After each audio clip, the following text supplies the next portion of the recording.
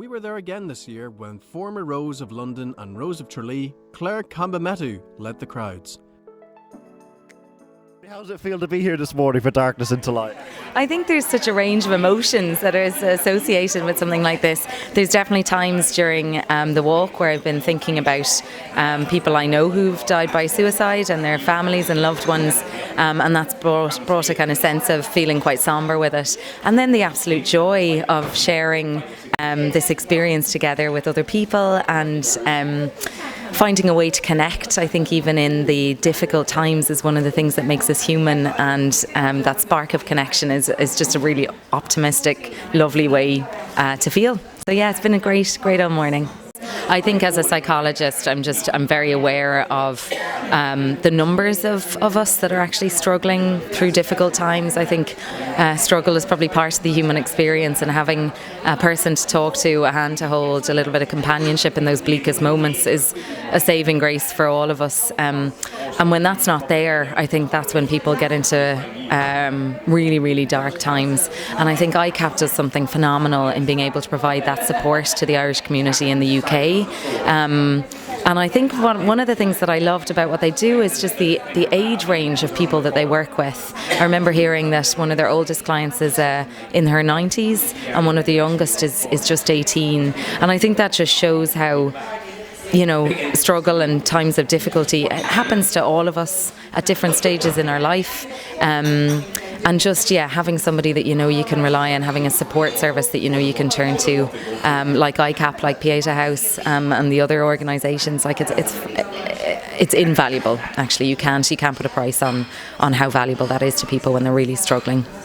Of course, it brings us right back to where we started and Darkness into Light and how important this whole thing is, and people come together and know that there is help out there. It's what it's all about, really, isn't it, this morning? Yeah, I think that human connection, being able to support people who've lost somebody through suicide, or for somebody who's going through a really hard time to look around and go, wow, you know what, people really care.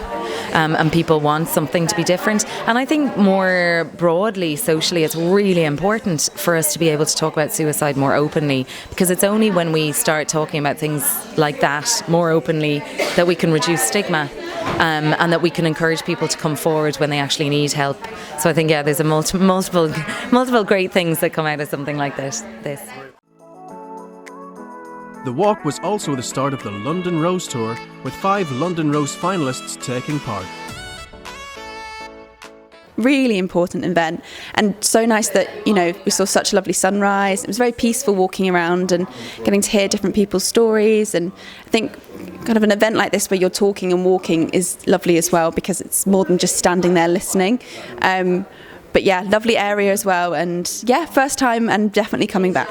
Morning, I've thoroughly enjoyed, not only being here and meeting everybody, but walking for such an important cause. I volunteer for a charity called The Listening Place, who provide listening services for people who are struggling with suicidal thoughts. So I very frequently get to see how difficult dealing with these thoughts is for people and how prevalent it is in our society. And I think any action that can bring light to not only the cause but helping to support people is so important. So it's been a really great thing to be a part of.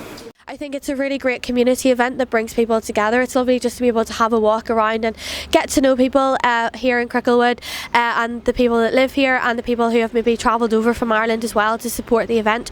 But I think mental health is such a huge issue in our society in modern day, and I think it's really lovely to be able to support that and to do as much as we can to allow these young people, and particularly adults as well, to find the support that they need.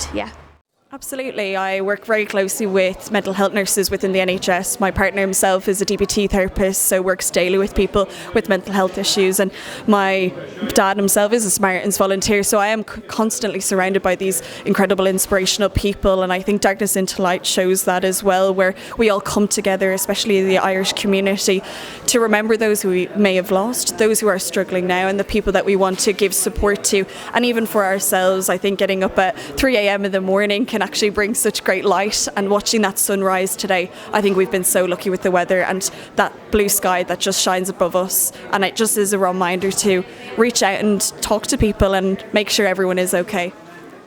It's just it's an amazing concept and just a brilliant way to kind of bring people together, and obviously raising money for PETA as well is, you know, such a worthwhile cause for people, especially with the mental health crisis in Ireland and the UK at the moment. It's, you know, it's something that a light needs to be shone on it essentially, so fantastic to be involved in it, and kind of helps to kickstart our Rose Tour for this year, so it's a great way to just start just meeting people in the community.